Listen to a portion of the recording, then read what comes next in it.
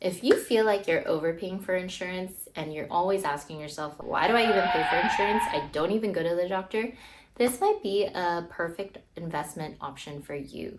Keep watching to the end so you can see if this might work for you. Today, I'm going to be talking about the triple tax advantage account called the health savings account. Many people don't know, but a health savings account is basically a savings account for future medical expenses. However, they allow you to invest this money that you set aside in this account. But I will say not everyone is eligible for this account. Only those individuals who have a high deductible health plan are eligible to open an HSA account.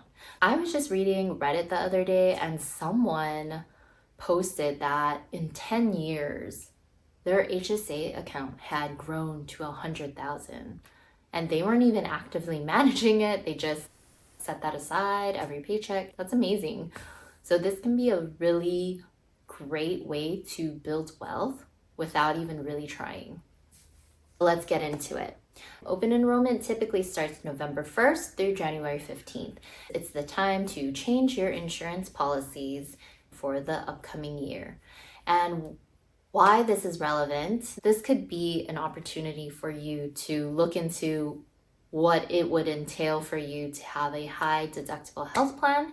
This is a big thing I wish I did when I was single, young, relatively healthy. You have a chance to look into this and make changes for 2025. Most of us in your 20s to 30s, if you are very blessed and very fortunate and you are healthy and you don't really see the doctor much, this could be a great option for you. The thing about a high deductible health plan is you will have lower monthly premiums to pay for your insurance. However, the amount that you pay out of pocket first is going to be higher before your insurance kicks in. That's what makes it a high deductible health plan. So essentially, your insurance isn't going to cover much until you hit that amount. In 2024, in order to be considered as a high deductible health plan, the minimum deductible for an individual is set at $1,600, and for a family, it is $3,200. These limits change every year, so I'll put the link below. If you're not sure, go to your HR or your insurance person and ask them if you have a high deductible plan. What I didn't understand when I was younger is the annual physical or wellness checkup is typically covered in your plan. It's the ones that you're going in addition. Let's say you're sick, you have a cough, you need to see a specialist. Those are the extra visits. So those are the ones you're gonna have to pay out of pocket. When you have a high deductible plan, you must pay for these services out of your pocket and until you reach this limit. Then, and only then, does your insurance start to kick in and cover these services. So that is the caveat, right?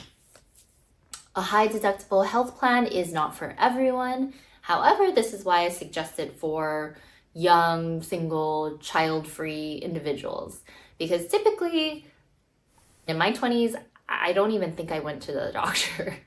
So really, I never used my insurance. And I just am thinking about all that money I could have been putting away in this HSA account. Let's be real, health insurance is so confusing.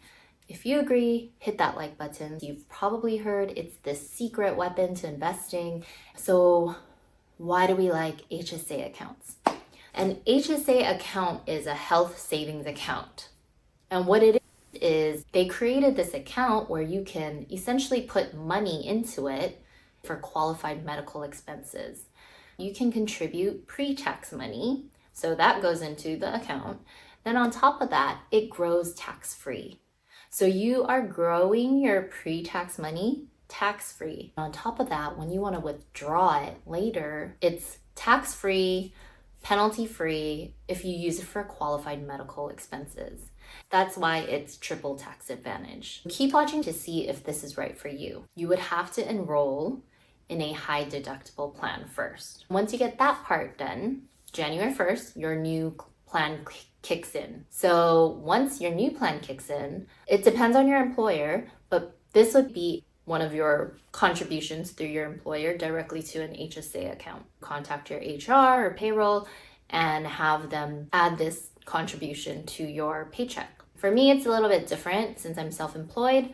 I can just go and open my own HSA account and I put that money in individually. The HSA amount is limited to $4,150 for an individual, and for a family, it's $8,300.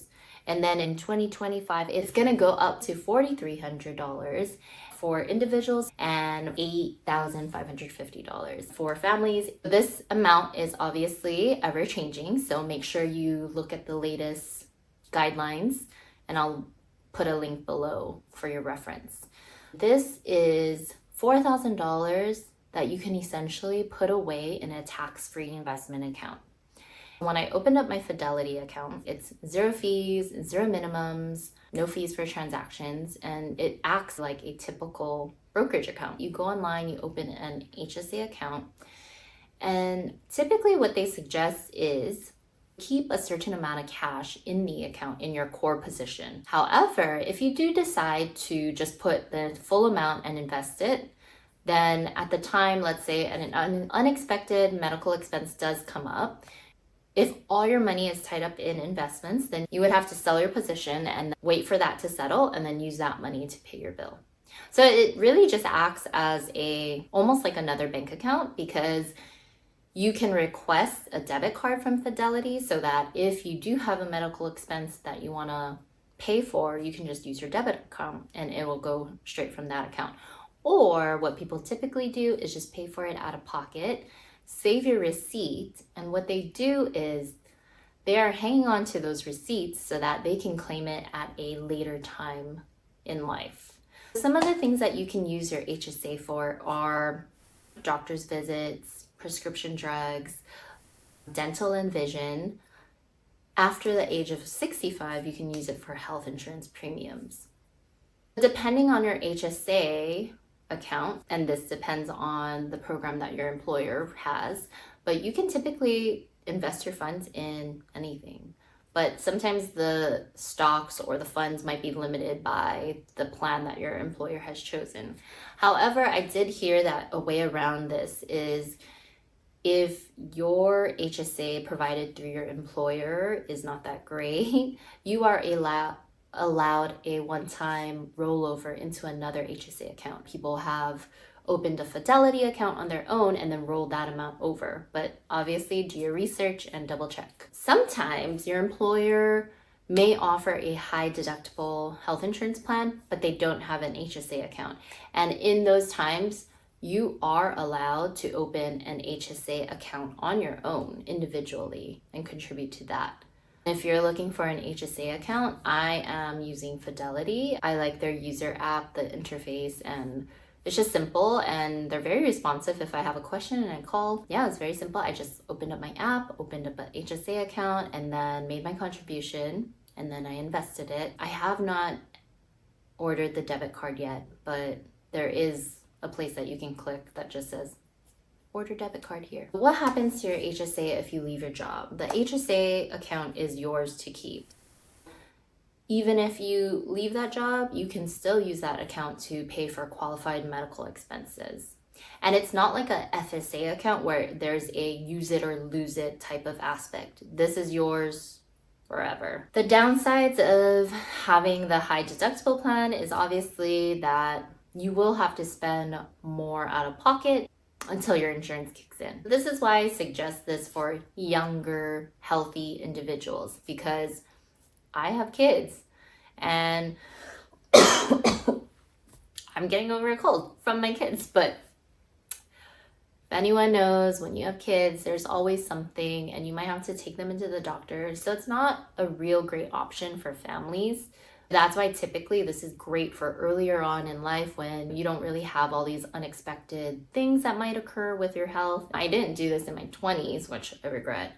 Ultimately, you have to figure out if you even have a high deductible health plan or you can switch to one, because right now is open enrollment. So you have a chance to look into this and make changes for 2025. You want to do the HSA once you are at a stable level. If you do open an HSA account and you move your money to your HSA, please remember to go that extra step and actually invest your money into something, right? Whether it's stocks, mutual funds, index funds, whatever it is, please remember to do that step. Otherwise, it's just functioning as a bank account essentially. Don't sleep on this advice. If you are in your 20s to 30s and you're a perfectly healthy person, you don't really go to the doctor, that is what an HSA is for someone who is enrolled in a high deductible health plan and someone who does not really go to the doctor or doesn't foresee a lot of medical expenses. Who it's not for, clearly, somebody who has pre-existing conditions and or children